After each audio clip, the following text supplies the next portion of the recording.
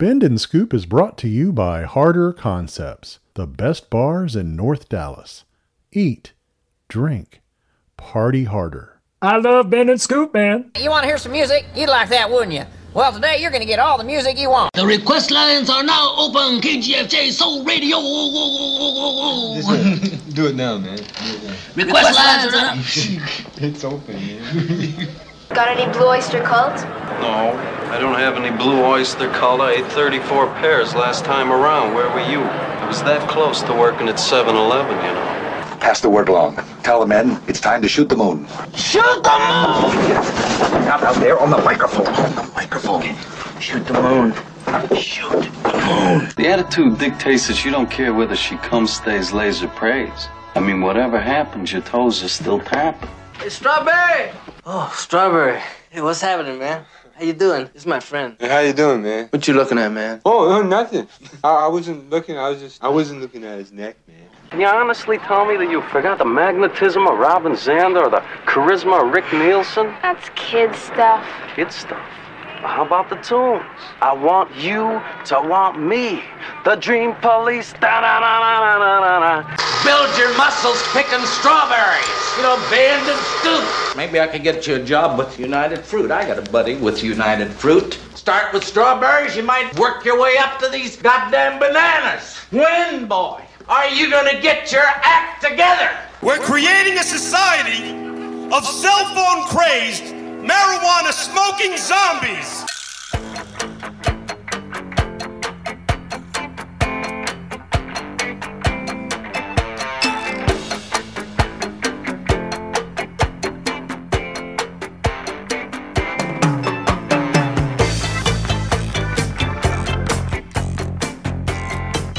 Coming to you not quite live from lukewarm Tallboy Studios deep in the land of Gar, this is Bend and Scoop, the podcast featuring music, mirth, and minutia, focused on exposing artists you probably haven't heard, but should. I'm Bob, and I'll be your tour guide on this amazingly asymmetric auditory adventure as we journey to the center of your cochlea. Welcome to episode 71. Bend and Scoop is brought to you by Harder Concepts, the best bars in North Dallas. Visit one of the now 6 great Harder Concepts locations in DFW, including Scruffy Duffy's, Ringo's Pub, and the brand new Bottle Rockets, all at the Shops at Legacy in Plano, Saintsbury Tavern at Austin Ranch in the Colony, the Mucky Duck at Addison Circle in Addison, and Addison Ice House at Vitruvian Park in Addison. All Harder Concepts locations have great food, live music, an amazing beer and spirit selection, and a wait staff that's second to none. Whether you want to hang out with old friends or meet some new ones, there's no better place to get together and watch your favorite sports or hear some awesome tunes. Eat, drink, party harder.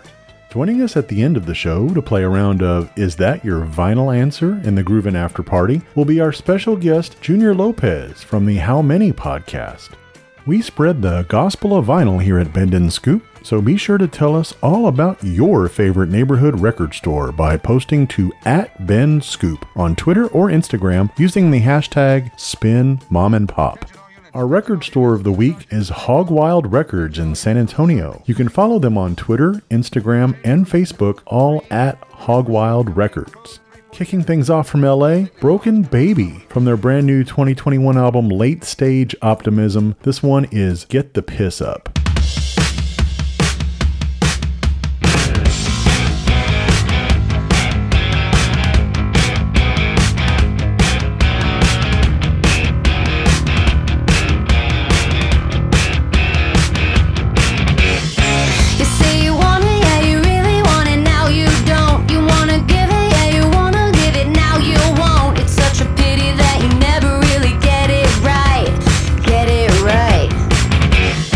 Yeah.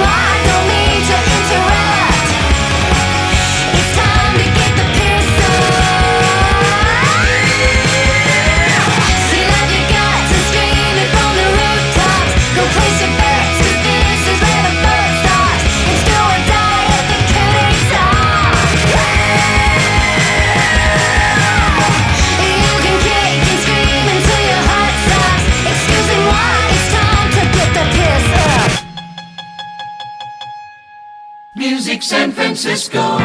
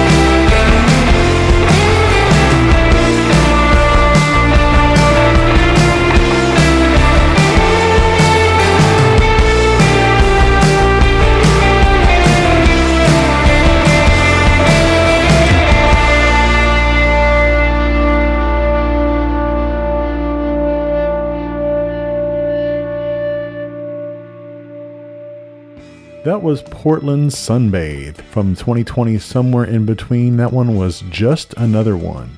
Have you ever wanted to host a podcast? Well, all you have to do to join the Mike Hunt and host your very own episode of Assume the Juxtaposition is send me your topic idea to lukewarmtallboy@gmail.com. You can follow Assume the Juxtaposition on Twitter, Instagram, and Facebook, all at AssumeTJPod. Up next from Seattle is Beverly Crusher from the 2016 EP Pills, Pills, Pills. This is Pills.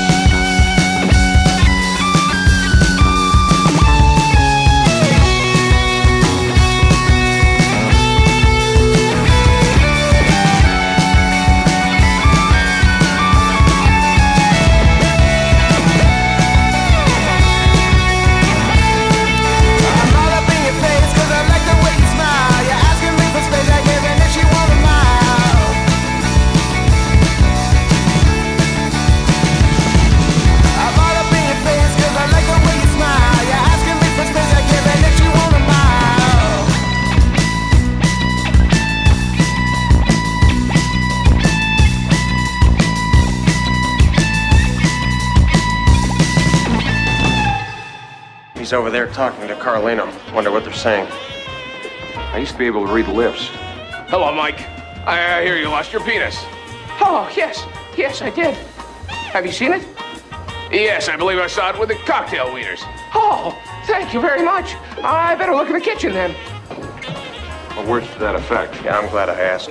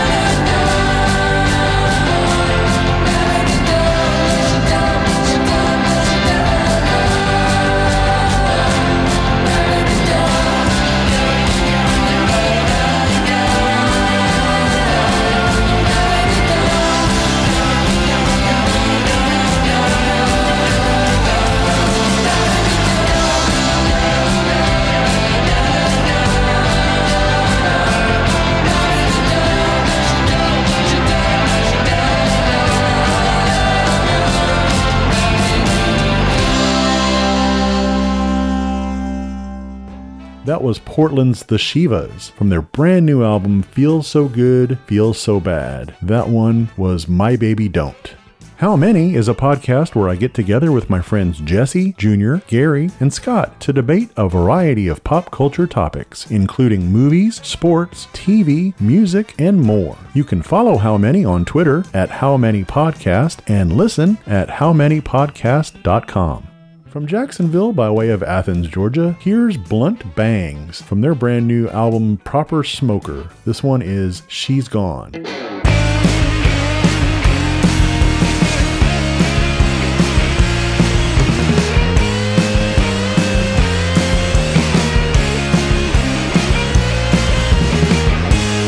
ask me anything about her, 'cause she's gone. Don't tell me anything, yeah, I heard her song.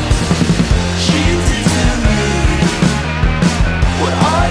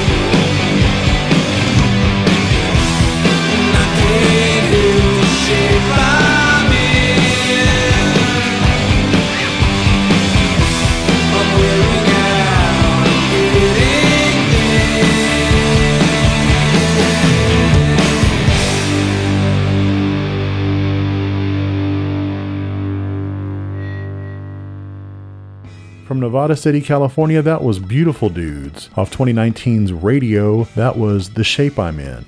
Pausable Deniability is a monthly podcast I co-host with my pal David Miller, which you can follow on Twitter, Instagram, and Facebook, all at Pause Deny. We post new episodes on the first day of every month. Here's Seattle's Biblioteca with a K. Off their 2020 EP Checked Out, this is Sunday Scaries.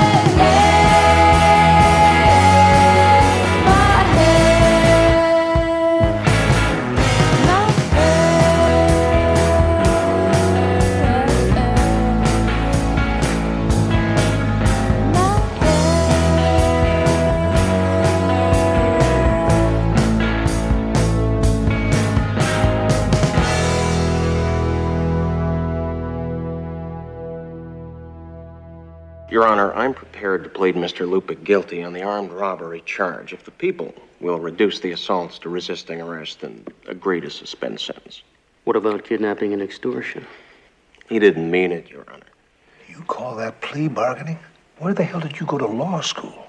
I just feel that a long prison sentence is not warranted in this case. The police found rugs in his apartment made out of human hair. Well, bad taste is not a crime, Your Honor.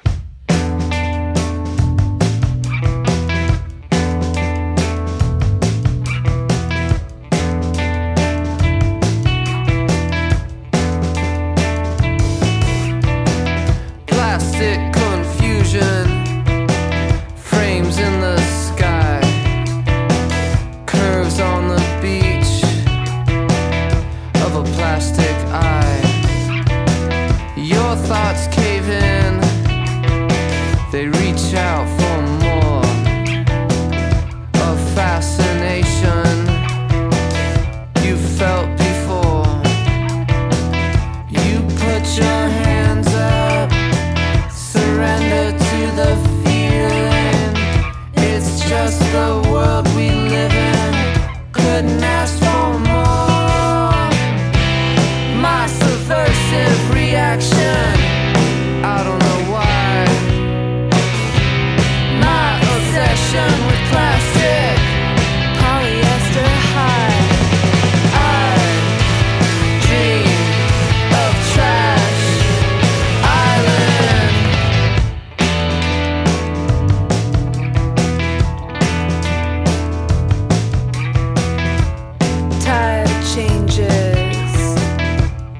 loving that cold, smooth, silent, never lost, never gone, forever gazing, used responsibly they say, or just throw it all away. Individually wrapped prosthetic fruits of man's achievement, how I rely on you. Control.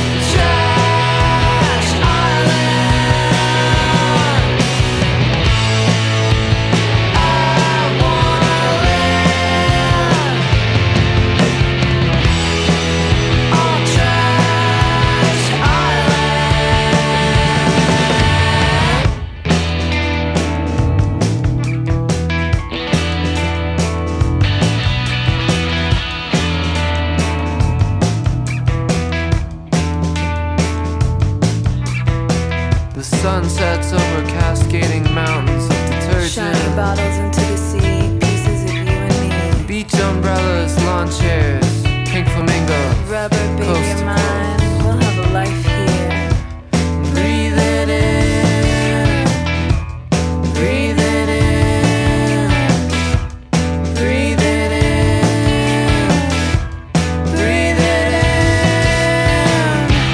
My subversive reaction, I don't know why.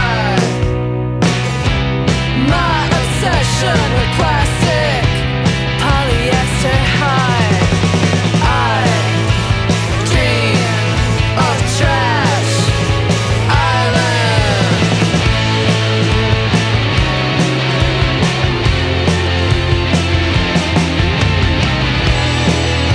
Trash island.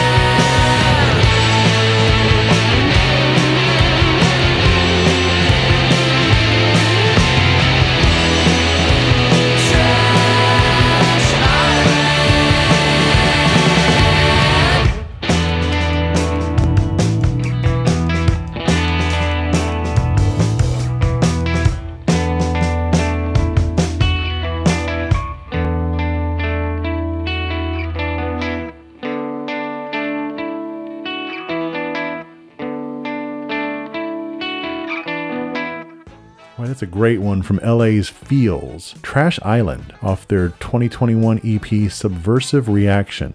Campfire Songs is a podcast where I get together with my buddies Todd, Jim, and Tom to share and discuss songs with each other. Be sure to follow us on Twitter at Songs Campfire and give us a listen for more great music. And don't forget to stick around for the end of the show, when we'll be joined in the Groovin' After Party by our special guest Junior Lopez from the How Many podcast. Up next from Los Angeles is Gold Star with a brand new EP called Headlights USA. This track is Surrender.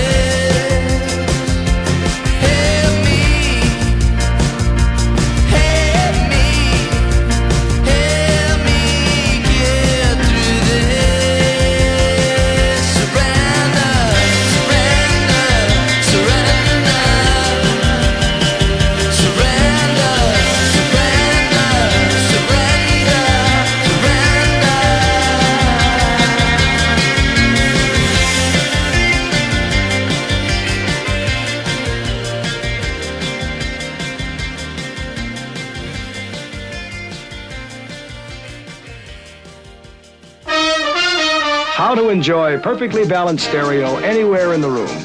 Zenith's new dual-dimension circle of sound stereo. The highs come out here, the lows come out here. To drive the sound up, down, and all around. You're surrounded with perfectly balanced stereo anywhere in the room. Zenith's new dual-dimension circle of sound. You'll never have to face the music again.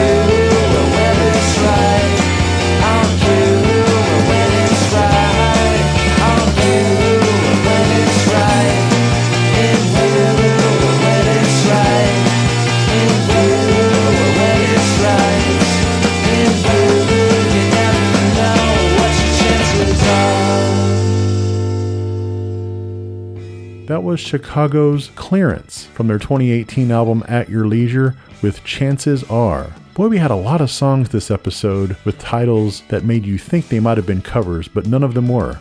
If you want to listen to all this great music without having to hear me ramble between songs, be sure to check out our Bend and Scoop Spotify playlist. If we played it and they have it, you can listen to it there. And if you enjoy listening to what we do here on Bend and Scoop, please take a moment to subscribe, rate, and review us wherever you get your podcasts. And if you really enjoy what we do here at Bend and Scoop and would like to show your support, please feel free to drop a little something in our virtual tip jar at patreon.com/bendscoop.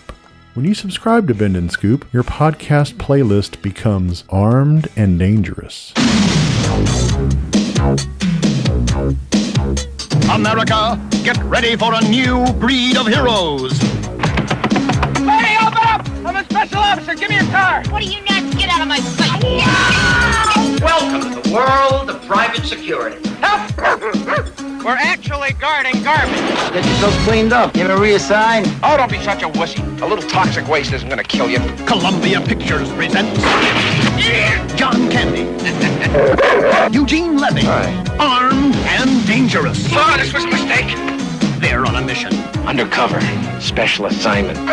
Very hush-hush. Shut up. They have to do the job. If you tell anyone about this, I'm gonna send a postcard to my family. But there's just one problem. They're idiots. John Candy is Frank. What are you looking at, you shit? Oh, he touched me. I got my Christmas goose early. Eugene Levy is Noel. Sounds a little sucky when you say it out loud. What are you hauling? Rocket fuel. Together, We look like a dance team. they're armed and dangerous.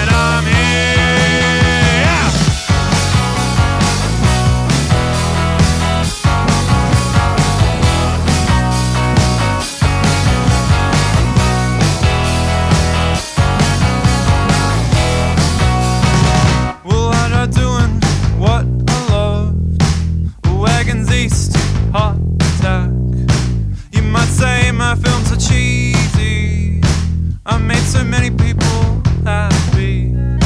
And though I left this out too early, you know I'll never be forgotten.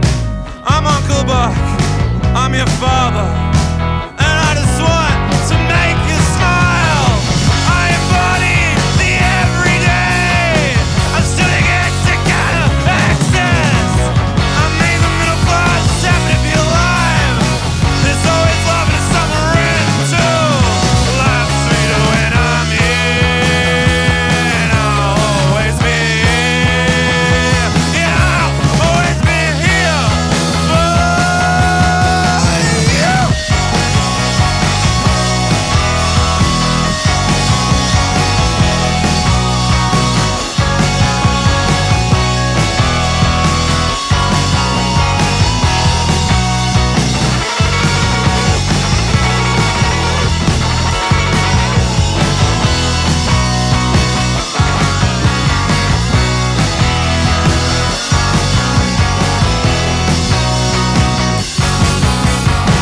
People listen to people. So listen, people.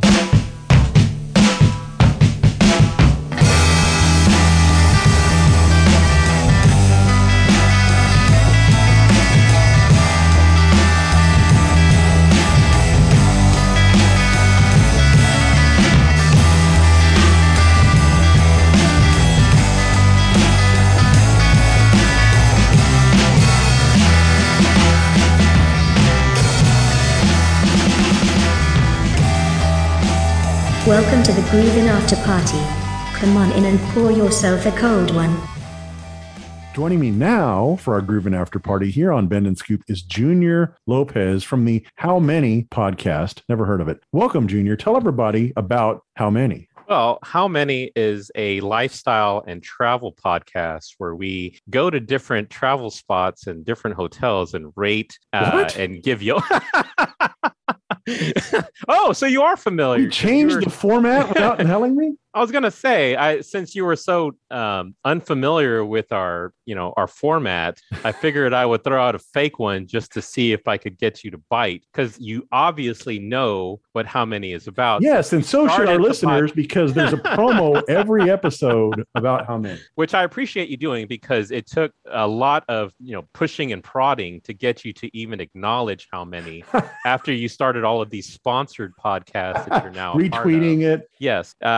Originally, How Many was a podcast that was started between me, you, and our good friend Jesse Jackson, who hosts another podcast called Set Lusting Bruce. That is a kind of a running theme with all of our podcast hosts. They all started with a different podcast or started on How Many and then went on to have 7 other podcasts. And I am the only holdout that is loyal to my own podcast and to dedicate all of my time to making our podcast better, while everybody else just half-ass their contributions to How Many. Yeah, you do all the heavy lifting. You do the editing, you do the promotion on social media. I do a lot of the research, a lot of the topic.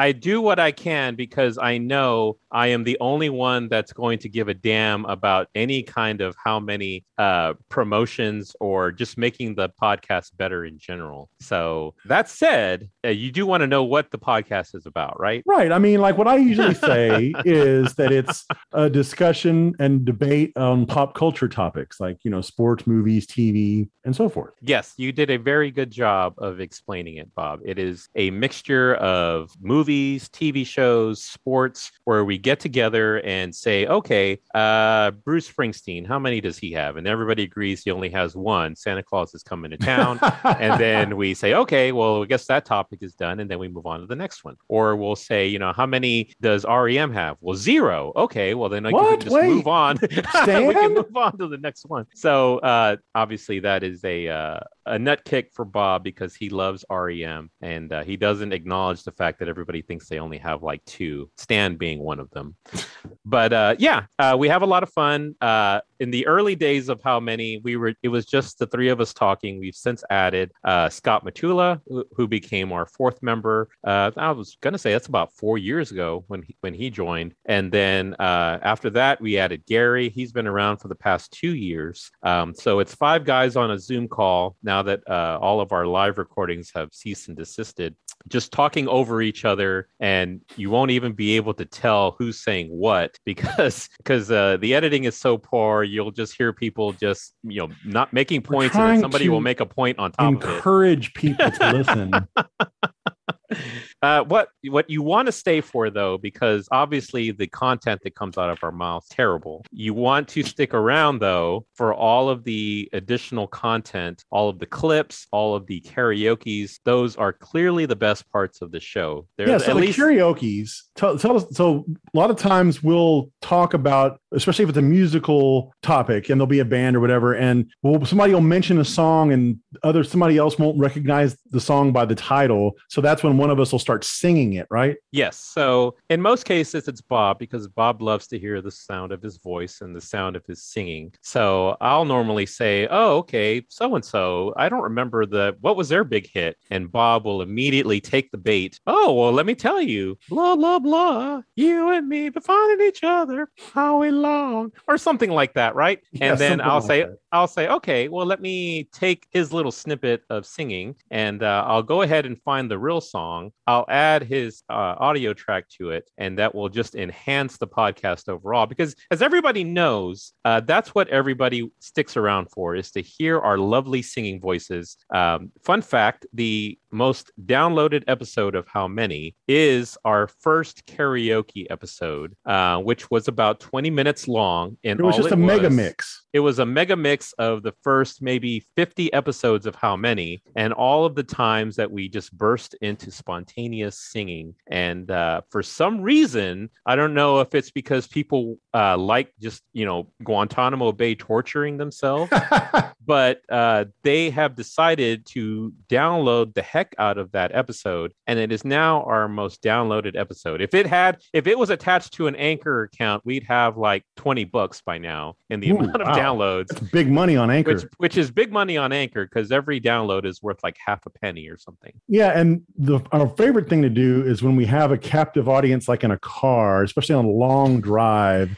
is to force them to listen to multiple consecutive episodes of karaoke. That is usually our fee for having somebody carpool with us. Is okay, if you want a free ride, if you don't want to pitch in for gas, the least you can do is sit there without headphones and listen to our lovely singing voices. But in addition to just our first karaoke, we've had 3 iterations, which span a total runtime of about an hour.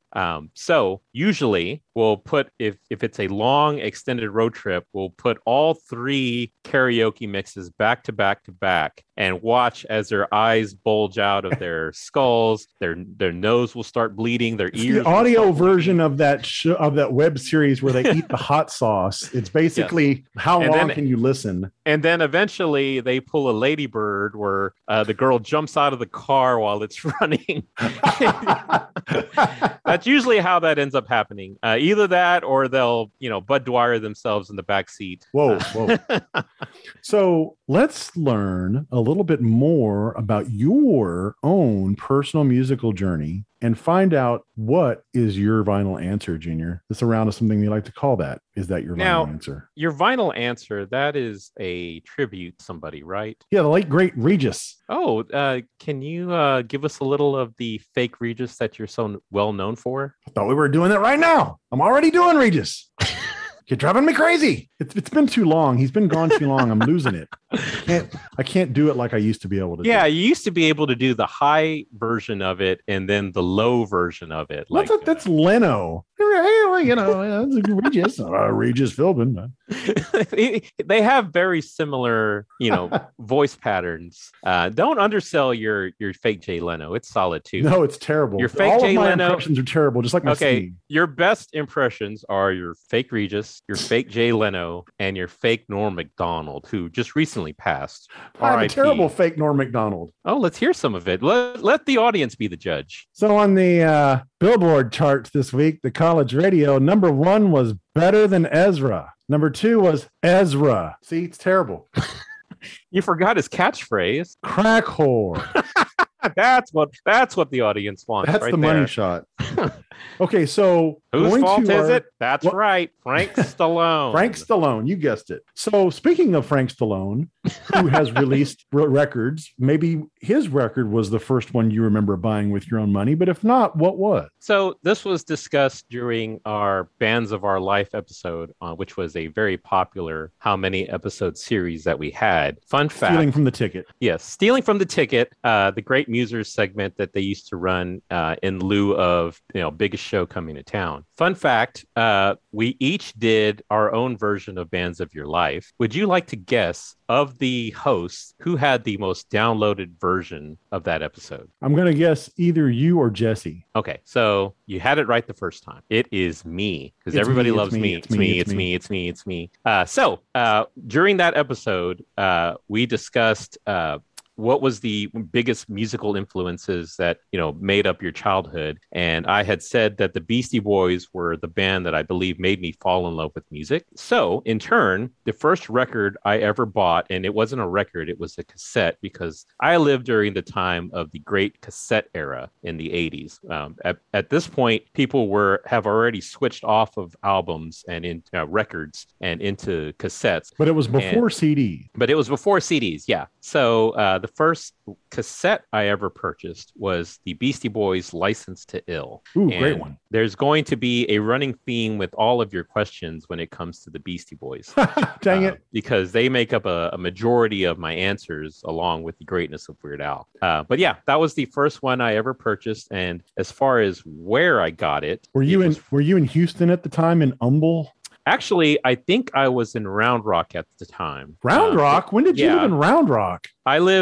So I have a very convoluted residency in Texas. I lived in San Antonio for the first 10 years or so of my life. I then moved, obviously with my family, to Austin, and I lived in Round Rock for a year. And then I lived in Pflugerville for like 2 years, which is a suburb of This Austin. is turning into Paul Stanley.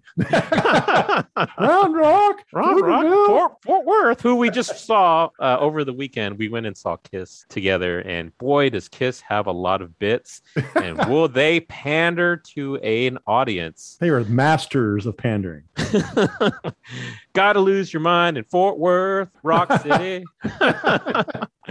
So it was definitely in Austin, because I believe I was in middle school during that time frame when I really got into the Beastie Boys and just rap in general. That was one of the first musical genres that I didn't pick up from my parents. It was something that I kind of embraced on my own, because my parents didn't really have a major influence on me musically. My parents were into a lot of country, into a lot of Tejano music, which I liked certain aspects of both, but rap was something that I kind of found on my own. And the Beastie Boys and Fight for Your Right to Party was the big hit at the time, and that made me buy License to Ill. And as we have now come to realize so many years later, every song on License to Ill was absolute greatness. That is one of the greatest albums of all time, in my opinion. Yeah, that's probably the one I've bought the most in different formats and stuff over the years.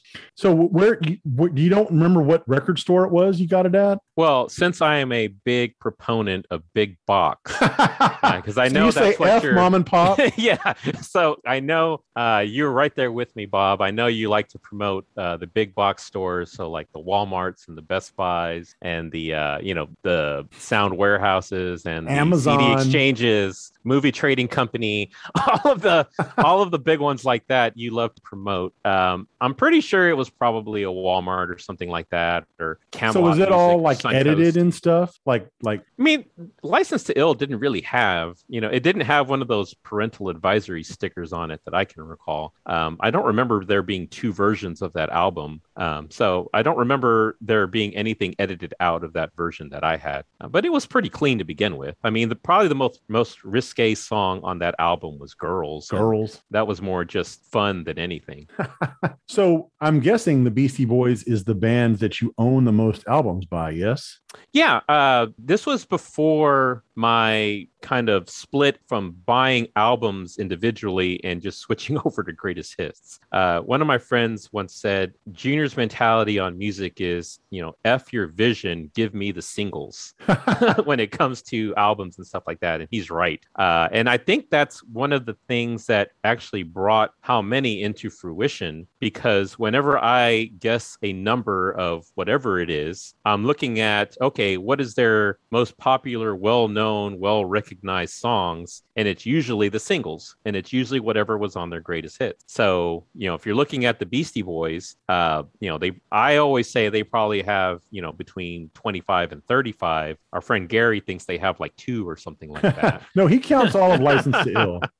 I know, I'm just not kicking him. But I probably bought it from a big box store, and it is probably the band that I have the most albums of, because after I got License to Ill, I got, Check Your Head and all of the other ones. Ill Communication, Paul's Boutique, Hello Nasty. Hello Nasty, I think, was one of the last individual albums I bought that wasn't a greatest hits, just for Intergalactic more than anything. So License to Ill is definitely your favorite of all the Beastie Boys albums. And I'm guessing that's probably the one of any album that you've bought more times, like probably CD. You probably own that on CD at one point, I'm guessing. Yes. Yeah, I did. Oh, I do own it on CD, and I have bought License to Ill probably 3 or 4 times. When I originally bought it, just like all other cassettes, it ended up having all of the tape spool out of the cassette, and you can only try and reverse the process with a pencil so many times. Eventually, the tape breaks. I think this was discussed during the How Many episode.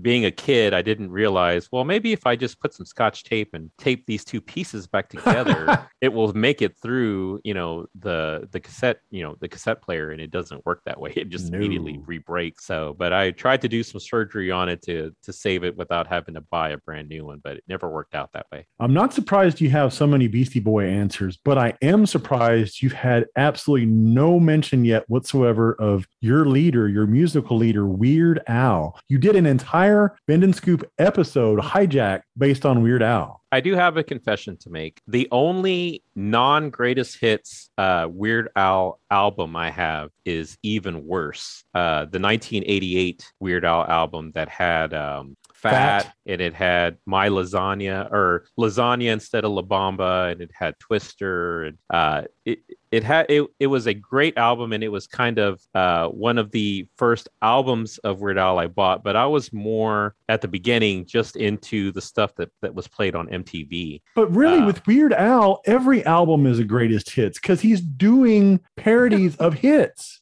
Yeah, but not every one of the parodies is actually solid. I will acknowledge that not every song on his discography is greatness. That shocks me. But he does have more, in my opinion, than any other band or artist in the history of music.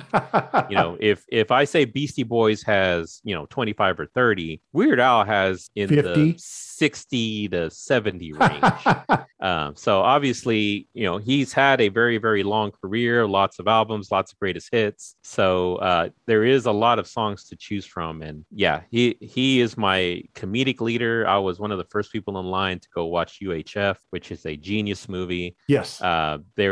I have nothing but great things to say about the greatness of Weird Al. And that's got to be high on your bucket list, is some sort of a personal meet and greet VIP of some type with Weird Al. Yes, I have seen Weird Al in person. I went to a concert and it was one of the only concerts I've been to, because outside of the Kiss concert we just went to, I hadn't been to a concert in several years. The last concert that wasn't a cover band was the Weird Al concert I went to probably in like 2012. And I do have buyer's remorse, because he does sell a VIP package where you can actually go and shake hands with Weird Al and get something signed and take a picture with him. That would be something that I would splurge on. So next time Next time you will definitely. Assuming that COVID hasn't killed any and all VIP packages, I have a feeling now until COVID gets completely resolved, bands and artists aren't really that interested in shaking people's hands and stuff. It's too risky at this point. But if we ever get to the point where he is willing to do that, money is no object. Just take my money, like the Fry meme. Shut up and take my money. So you never have and still don't own a turntable, right? You've never had a vinyl record. Yes, I have. Okay. And I did have a turntable because I inherited a very, very old stereo system that had the dual cassette deck. It had a stereo. It had those giant speakers. It had the wood paneling top, one of those old 70s, super stereos. Yeah. And I actually was given some records, which those people that gave them to me definitely had remorse on that later because, being so into rap in the 80s, I thought, hey, what would be great if I became a DJ just like all of these rap artists that I love so much. And what if I went ahead and took this record and did some scratching and mixing, and I would actually record myself scratching these records. And since I was not an expert DJ, when I was literally scratching my entire record with this old, turntable that was not designed for that. And, so I had the Rick Springfield album that had Jesse's Girl. I forgot what that one was called. Working Class Dog. Yeah, Working Class Dog. That's what it was. I had that one, and I scratched the hell out of that album trying to make, Jesse's Girl turn into a remix. Jesse's Girl. Jesse's. Why can't I find? Why can't I find? Why can't I find? So I had the least scratchable song ever, and you wanted to scratch it. That's all I had. I had a Scorpions album too that had "Rock You Like a Hurricane," so I was there. Rock you like a hurricane. I also had "Parents Just Don't Understand," which scratching on top of an album that's already full of scratching, I realized really quick, doesn't really make any sense. That's just doubling up the scratching, and it doesn't really help your cause any. So, but those are the albums I had to work with. But everything else was just cassettes because this was during the golden era of recording things on cassette from the radio. So I had a ton of mixtapes. I had bought a ton of blank cassettes, and I just, any song that I liked that was on the radio, whether it be rap or anything, I was making little mixtapes out of that. And then because I had a dual cassette deck, I would borrow cassettes from other people and then do that. It was the original pirating of music. This was the very lo-fi version of Napster that I was trying to string together in order to expand my musical collection. But I think that's why I kind of lean more towards greatest hits, because all the songs I liked were singles that were played on the radio. This is why everybody calls me Mainstream Junior, because that's all I really got into, because I never listened to just albums, outside of a couple of bands and artists. I only liked stuff that was already, publicly known by everybody else because of their radio airplay. Hits or GTFO? Yes, give me the singles. So would Scott be the guy that you think that personally that probably has the biggest record collection? Yes, outside of the great CD Sam in San Antonio. Okay, so that's going to be your favorite, your mom and pop record store. I knew that was coming. Yes. Spare kiosk in River Center Mall, overcharging the Devo albums. I was going to say, Bob, what do you have against the great CD Sam? Well, you were there, and you took a picture of the first Devo record, the vinyl, and it was the white golf ball vinyl, and I'm like, oh, great. I haven't seen that. Grab it, snatch it up. So you do, and then I immediately, everywhere I go after that, I see it for like $5 or $10 less than. So you could have bought it from Amazon or eBay for a lot cheaper. You want it. See, that's the problem. Instead of supporting a mom and pop, you immediately turn to see what it was going for on Amazon, which is considered big box. No, and you I'm talking about other record I really stores. I really wish I had gone the big box route there. No, man. I went to Waterloo in Austin, and it was way cheaper. The ABBA song? What? No, Waterloo Records. No, not the ABBA song. How does that one go, Bob? Waterloo, I don't remember the words, but anyway. Is that one of ABBA's? 15? They got about 10. Yeah, I could get talked into 12. Most of them are pretty much a beating, though. I'll meet you halfway. You've turned on Fernando? Can you hear the drums? Fernando. No. Breakfast quesadillas. Yeah, I can't believe nobody's ever done a version of that song with a bunch of Fernando drops inserted into it. Hey, that's a project we may need to work on. That'd be good. Yeah. So I think you're right. I think Scott is probably the person that we both know that has the biggest vinyl collection that doesn't already own a record store. Because I think you had said, well, I know this guy that owns his own record store. So if you count all of his inventory, he probably has the biggest collection. But you can't count things that he has for sale. He has closed the record store since then. So all that stuff now kind of is. So Big Box pushed him out of business. Yeah, I did not make it down often enough to Austin to keep him in business. To keep him going. No. Hey, you should see if he'll sell all of his inventory to you. Then you can say you have the biggest collection. That would be cool to own a record store. I always have this idea of opening a record store / bar / recording studio where you could do like club. Well, where you could do like podcast recordings, but you could also record bands doing in stores. That would be cool, but too much overhead. So you want to live your own version of High Fidelity. You want to be the John Cusack. Yes. And you want Gary to be your Jack Black. Because you think I'm a music snob. So which you are. You are the biggest music snob I know. No, I'm not. Yes, you hate mainstream. All you care about is indie music. And if there's some indie band that you like that nobody else does, you think everybody else is an idiot for not knowing them. That's only partially true. Like what's that band that you like? That Guided by Voices? Voices from Heaven or something like that. No. That you think is the greatest thing ever. They're great. No one's ever heard of them. Yeah, and because I play them for you, and I play quality music of theirs, and you sabotage it and say you hate it because I haven't heard it anywhere else. Exactly. It's not a hit. How many hits do they have? It has to be on the radio to be valid for you. Maybe if you send me their greatest hits, I'll change my mind on them. But don't send me any of their albums because I don't care about their artistic. They actually do have a greatest hits, but it's really long. I might do that. Probably just 2 songs. No, it's like 30, but they're all really short. That's their thing. They do really short songs. So is there a favorite record store that you have? Is it CD Sam? It is definitely the greatness of CD Sam because their Devo album prices are so reasonable.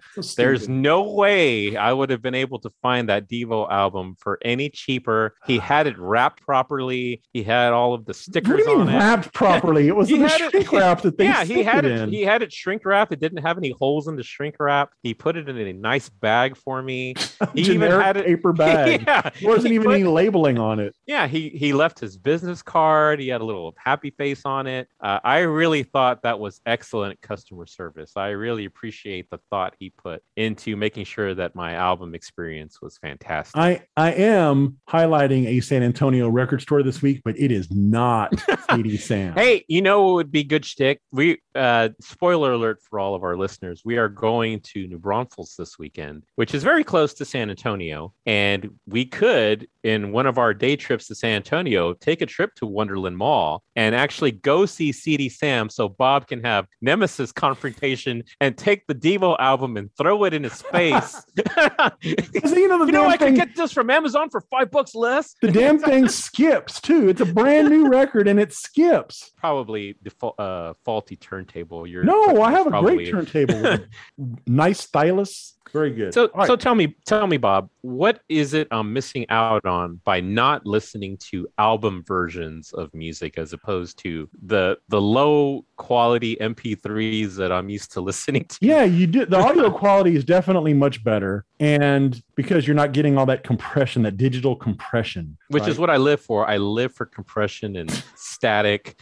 That's what makes a song great to me. So I can't take really high end quality. But I will tell you that I'm very judicious about my vinyl purchases in that I make sure the vinyl that I buy are records that I like the entire album of. I don't want records that have filler. So I am kind of like the hits, but it's not greatest hits. It's just albums that I know I like the whole album. Again, getting back to Bob being a snob, he will only purchase albums that he likes every song on the album. It's too hard to skip ahead on a song over a song on a record like you can on a CD. So you're not selling me on albums then. You're telling me all the drawbacks on why I shouldn't have albums. Get the albums, get the greatest hits or the albums that you really like on vinyl and look, the turntable I got is like $150. It's really good. I got some nice bookshelf speakers. The whole setup's awesome. Does it have a shuffle function I can initiate? A shuffle on a record? How would that even work? I guess the arm would come up and then come down in some random spot. Yeah, just like in the middle of a song. If it doesn't have a shuffle function that I can initiate, then I'm out.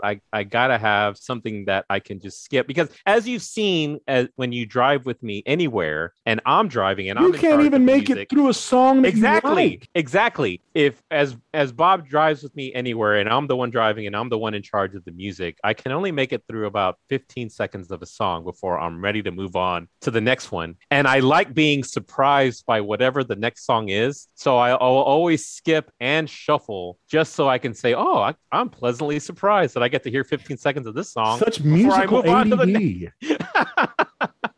It's terrible. Yeah, that's why Bob likes to drive. He hates to have me drive anywhere. Yeah, because so now does Arla, your girlfriend, does she like the short listening of those songs, or does that drive her insane? No, but she has already been programmed to just tune the music out at this point.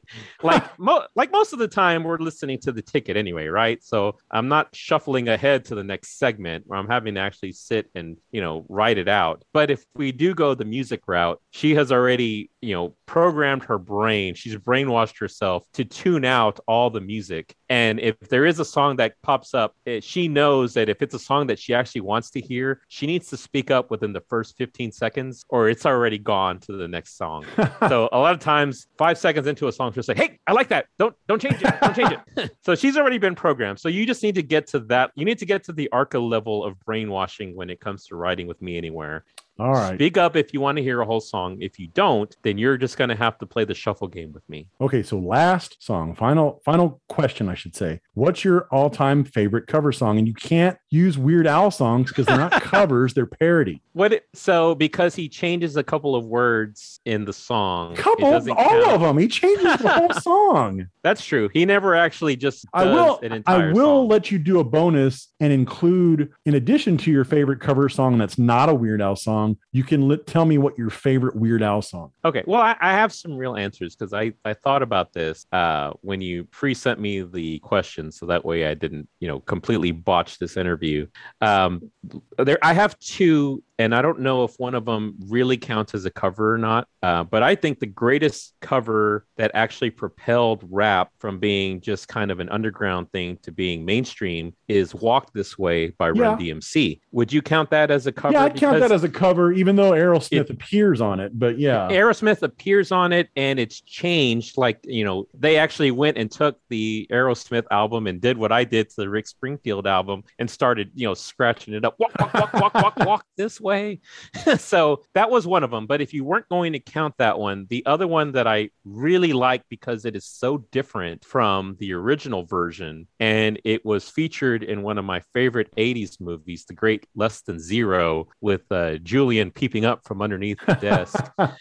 It would be Hazy Shade of Winter by the Bangles. That's a really good one. Yeah, because it rocks really hard, and it is so different from that folksy, Simon and Garfunkel version that's just kind of a whip. Yeah, that's a really not a good Simon and Garfunkel song. Like, they have like 40 songs that are better than that, but the Bangles version is really good. Simon and Garfunkel maybe 8. No, they got about 20, 25, but that's an oversell. Maybe if you include solo Paul Simon. Do you count Are You Going to Scarborough Fair? I do, but it's a beating, but I count it. Okay, so those would be my two cover songs. So you're saying that I can actually do what's your favorite Weird Al song? Man, so many to choose from. Mine actually is not a parody of a song. It's a parody of a band. It's Mr. Popeil. Popeil, which is a ripoff of the Bee B-52s. It's kind of very Rock Lobstery. Well, it's kind of like the Devo parody, like Dare to Be Stupid. Yeah,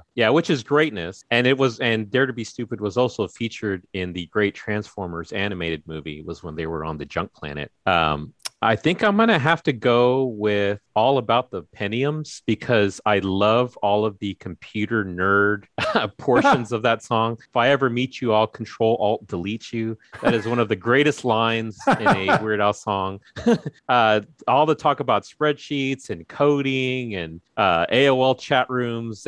That song is such a snapshot of the times that it was recorded because of all of the low-end computer-related lines that are in that song. I love that song. Another one that I really love is eBay. That is a fantastic version of I Want It That Way by the Backstreet Boys. The original's too much of a beating to enjoy that. But it's got so much good shtick. It does.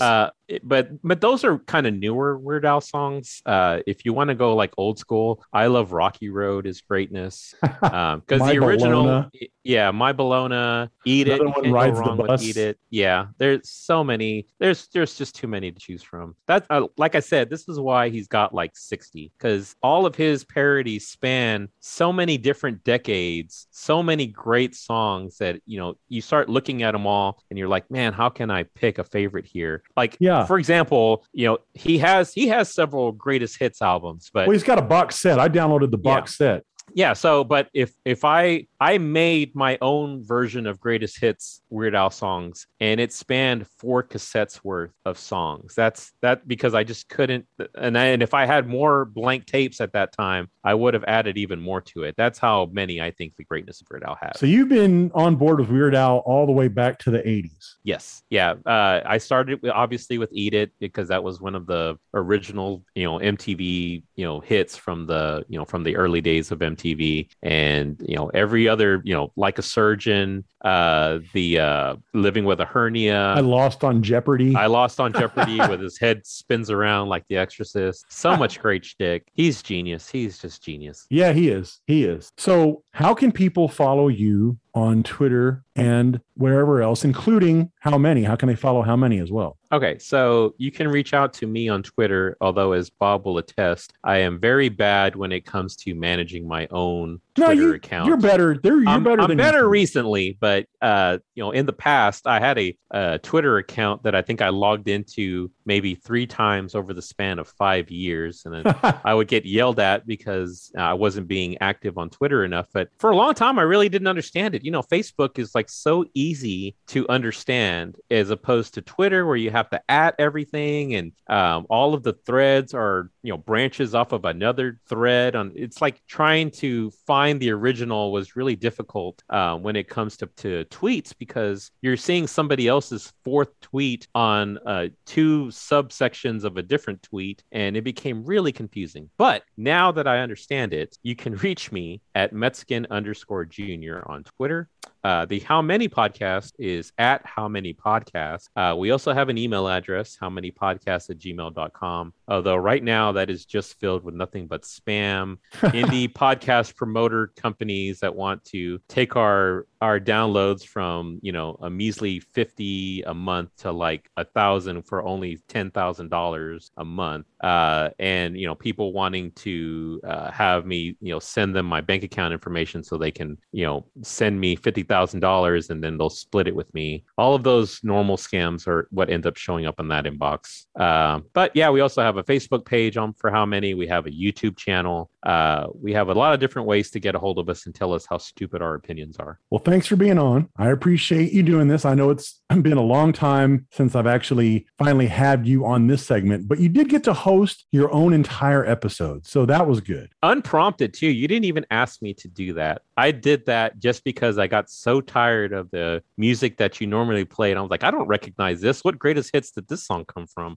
So I was like, you know what? I am going to promote the greatest artist in the history history of music, and I had a show dedicated to nothing but Weird Al, and I had you on as my special guest. So the fact that you are returning the favor is great, although the fact that you did have me on is a bad sign for this podcast. So to your sponsors, he is really circling the bottom Sailor of the barrel. Jerry Concepts. Yeah, Sailor Jerry Concepts. If you're listening to this, the fact that he had me on means that he has run out of guests. That's not true. It's not he true. is starting to reach out to. We've just run into a bit of a scheduling bottleneck. We're fine. We're fine. This is a bad sign, Sailor Jerry. You might need to start looking into promoting somebody else's podcast. Okay, well, we've run out of time.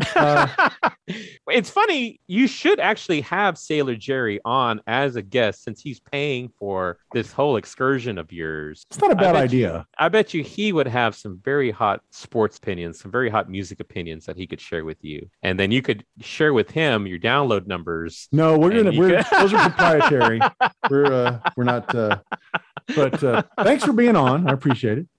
All right. I hope you have me on again. So in a couple of weeks, when you again have another empty spot in your schedule, go ahead and call me up, and then I'll rehash all of these answers, and I'll try and give a different answer next time. Fair enough. Fair enough.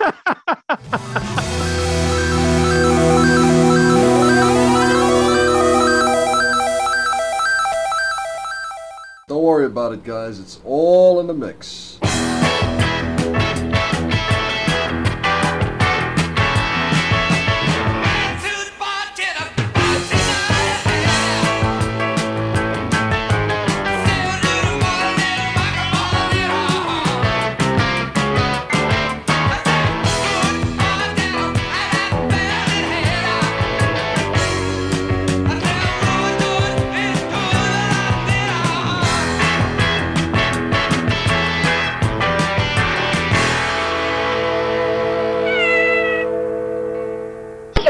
Bye-bye, lardass. Bend and Scoop is a production of Lukewarm Tallboy Studios. We will return tomorrow morning with the sun. Good evening, and have a good life.